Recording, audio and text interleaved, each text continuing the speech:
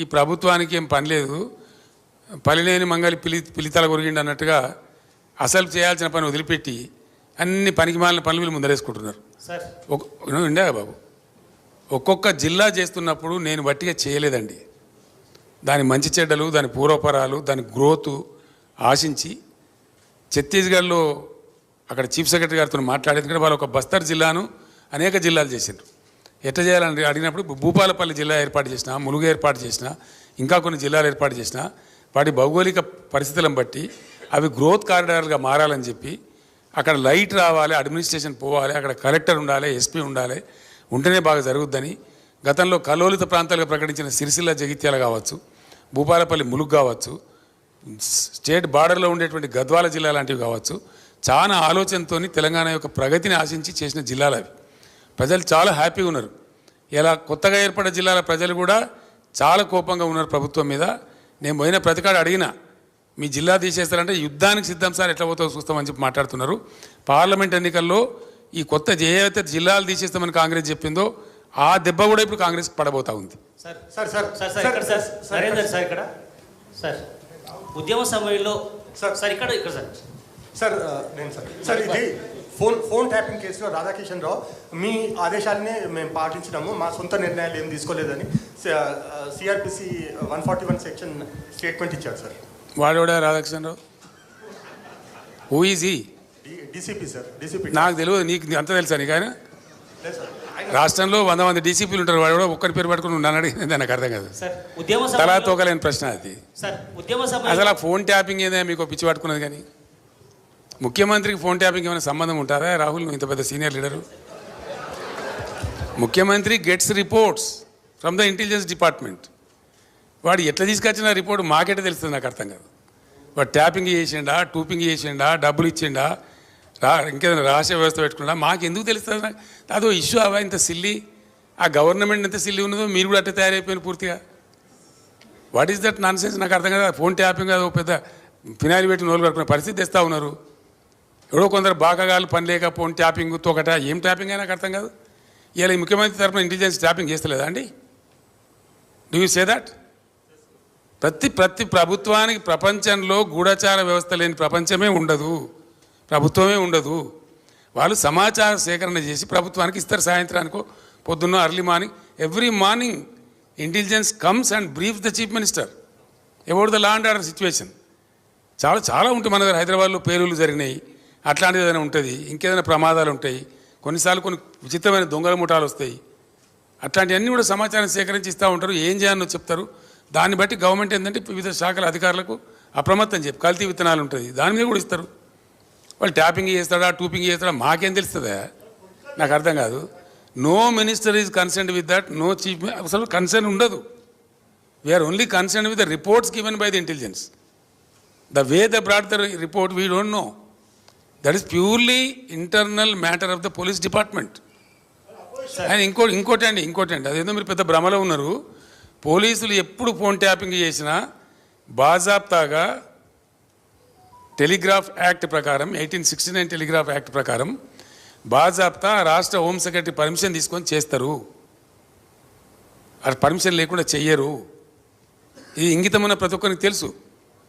తర్వాత తీసుకున్న దాన్ని డిమాలిజ్ చేయొచ్చని కూడా ఉంది ఆ చట్టంలో. ఒక నిర్ణీత వ్యవధి తర్వాత వాళ్ళు సేకరించిన సమాచారాన్ని డిమాలిజ్ చేయొచ్చని కూడా అదే యాక్ట్లో ఉంది.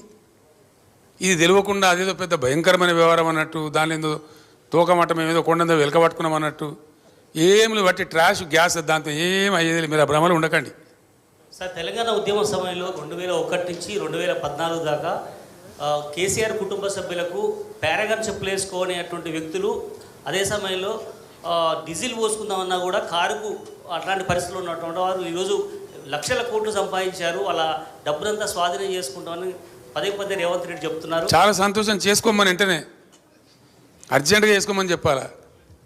పారాగాన్ చెప్పులు లేకుండా నేనుంటున్నా, రేవంత్ రెడ్డి ఉండినా ప్రజలకు తెలుసు కదా. పారాగాన్ చెప్పులు లేకుండా ఎవరు అనేది అందరికీ తెలుసు కదా దేశంలో. ఎవరు భూ కబ్జాదారు, ఎవరు బ్లాక్ మెయిలరు, ఎవరు ఓటుకు నేటి కేసులో పట్టుబడ్డరు, ఎవరు దొంగ దందాలు చేసిండ్రు, ఎవరు భూమాఫియా అందరికీ తెలుసు రాష్ట్రంలో. మాకు పారాగాన్ చెప్పులు లేని ఫ్యామిలీ అండి మాది. Sir Srinivas sir, city vision live. గతంలో రైతులకు ఉచిత ఎరువులని ఒక హామీ ఇచ్చారు మీరు, చాలా సంతోషపడ్డారు, ఆశపడ్డారు రైతులు. అయితే ఆ నినాదం మళ్ళీ ఈ మధ్య తెర మీదకి తేవట్లేదు. కాదు బ్రదర్, కాదు బ్రదర్, బేసికల్లీ అది కరెక్ట్ కాదు. ఎందుకంటే మేము ఏం చేసినామంటే రైతుకు సహకారం అందించాలా, పెట్టుబడి సాయం చేయాలని మేము ప్రయత్నం చేసినాం. ఆ టైంలో ఏం జరిగిందంటే యూరియా బస్తాలు ఇద్దామని కొంతమంది చెప్పారు. ఒక సలహా, ఇట్ వాజ్ అండర్ డిస్కషన్, నేను ఎప్పుడు చెప్పలేదు, ఇట్ వాజ్ అండర్ డిస్కషన్. తర్వాత అశోక్ గులాటి గారు అని చెప్పి చాలా ప్రామినెంట్ ఆగ్రో ఎకానమిస్ట్ ఈ దేశంలో, ఇంటర్నేషనల్ ఫేమస్ కూడా ఆయన, ఢిల్లీలో ఉంటారు, నాకు మంచి ఫ్రెండు. ఆయన నేను అడిగిన, మేము చేద్దాం అనుకుంటున్నాం, వితౌట్ ఆ గవర్నమెంట్ సపోర్ట్ ఇలా వ్యవసాయం నడిచే పరిస్థితి లేదు.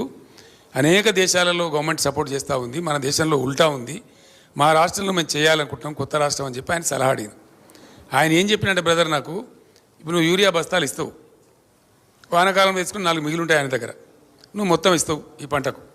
ఆయన ఏం చేయాలి, ఈ 4 బస్తాలు అమ్ముకుంటాడు మార్కెట్లో, మళ్ళీ దానికో అపఖ్యాతి వస్తుంది.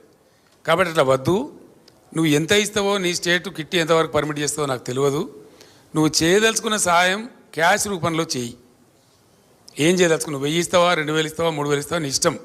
కానీ ఆ డబ్బుకు అతను ఓనర్ కావాలి. ఎందుకంటే ఒక ఆయనకు విత్తనాలు పట్టి ఉండొచ్చు, ఒక ఆయనకు ట్రాక్టర్తో దున్నించుకునే అక్కడికి పట్టి ఉండొచ్చు, ఒక ఆయనకు పురుగుల మందులు కొనుక్కునే ఎక్కడ ఉండొచ్చు, రకరకాల అవసరాలు ఉంటాయి రైతులకు, వేరియేషన్ ఉంటుంది. కాబట్టి నువ్వు ఇచ్చే కాడికి క్యాష్ ఈ బస్తాలు ఇచ్చి మళ్ళీ వాళ్ళు అమ్మేసుకొని, అవసరం లేని వాళ్ళు అమ్మేసుకొని ఇవన్నీ ఇబ్బంది జరుగుతుందండి అని చెప్తే ఎరువు బస్తాలు దానాడే ఫుల్ స్టాప్ చేసినాం. తర్వాత రైతు బంధు పేరు మీద ఈ స్కీమ్ ప్రారంభించినాం. కానీ దీన్ని కొంతమంది చిల్లరగాళ్ళు సోషల్ మీడియాలో పెట్టి బస్తాలు ఇస్తానో ఏమైంది, బస్తాలు ఇస్తానో ఏమైందని, మేము ఇది రైతు బంధు బస్తాలు 2 ఇస్తామని చెప్పినామా? బస్తాలకు బదులుగా ఇస్తున్నదే రైతు బంధు. దాంతో ఎవరికి అవసరం, ఒక ఆయన విత్తనాలు కొనుక్కుంటాడు, ఒక ఆయన పురుగుల మందు కొనుక్కుంటాడు, ఒక ఆయన ఎరువులు కొనుక్కుంటాడు, ఒక ఆయన ట్రాక్టర్ దున్నకానికి పెట్టుకుంటాడు, ఒక ఆయన నాటేయించుకోవడానికి పెట్టుకుంటాడు. రకరకాల అవసరాలు ఉంటాయండి. ఆయన అవసరాన్ని బట్టి ఆ డబ్బును ఆయన వాడుకుంటా ఉన్నాడు. దాని ఫలితమే మనం 3 కోట్ల పైచీలు టన్నుల ధాన్యం పండించినాం, పంజాబ్ను తలదనినాం. మీరు అడిగిన మంచి క్వశ్చన్ అది, నాకు కూడా ఇక్కడ చెప్పాలని ఉండే, మీ క్వశ్చన్ ద్వారా ఇప్పుడు క్లియర్ అయిపోయింది. I'm thankful to you. Sir ఇక్కడ మీరు ఇండస్ట్రీస్ తమిళనాడుకి వెళ్ళిపోతున్నాయి అని చెప్తున్నారు. అయితే ముఖ్యమంత్రి చెప్తారు 13 ఇండస్ట్రీస్ గుజరాత్కి తీసుకెళ్ళడానికి మోదీ ట్రై చేస్తున్నారు, ఇన్క్లూడింగ్ టెస్లా. దాని మీద మీరు ఎలా రియాక్ట్ అవుతారు సార్? ఇటువంటి చాతగాని ముఖ్యమంత్రులు గుజరాత్కి పోతాయి, తమిళనాడుకి పోతాయి, కేరళకు పోతాయి, ఆంధ్రా పోతాయి, ఇంకేంది? ఎక్కడికి పోమ్మా? మీరే చెప్తున్నారు, మీ క్వశ్చన్లే ఆన్సర్ ఉన్నది. ఈయన ఏం చేస్తున్నాడు మరి? టెస్లా బిస్లా అంతా మోడీ అనుకొని పోతా ఉంటే ఈయన ఏం చేస్తున్నాడు? మోడీ అడ్డం పడ్డా మేము తెచ్చినామమ్మా కొన్నిటిని, లైక్ ఫేస్బుక్. ఆయన ఇంటర్నేషనల్ లాబీస్లను పెట్టి చాలా ప్రయత్నం చేసిండు అహ్మదాబాద్ తీసుకుపోదామని.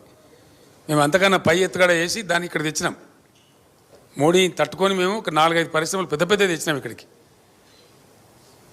సార్ ఇక్కడ సార్ మీరు మొన్న మెదక్లో మాట్లాడుతూ టైం కాగాల సుమా, మళ్ళీ ఈసీ నిషేధం, మళ్ళీ అదో కథగా చెప్పండి. సార్ మీరు మొన్న మెదక్ మాట్లాడుతూ అసెంబ్లీలో చెల్లని రూపాయి పార్లమెంట్లో ఎట్లా చెల్లుతుంది అన్నారు. సో మన పార్టీ నుంచి కూడా కొప్పులీశ్వర్, ఆర్ఎస్ ప్రవీణ్ కుమార్, బాజిరెడ్డి ఇట్లాంటి వాళ్ళందరూ అసెంబ్లీ ఎన్నికల్లో ఓడిపోయారు. వాళ్ళు ఇప్పుడు ఎట్లా చెల్లుతారు? కరెక్ట్ క్వశ్చన్ మంచిగా అడిగిన మీరు. అది నేను మెదక్కు సంబంధించి అడిగిన.